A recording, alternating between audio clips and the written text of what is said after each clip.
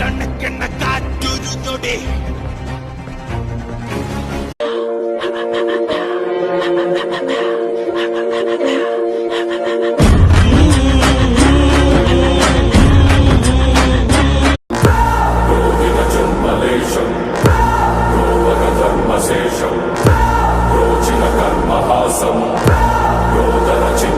കൊച്ചി താഴെ വീണത് മാത്രല്ലേ കണ്ടുള്ളൂ, അത് കഴിഞ്ഞിട്ടുള്ള കണ്ടില്ലല്ലോ.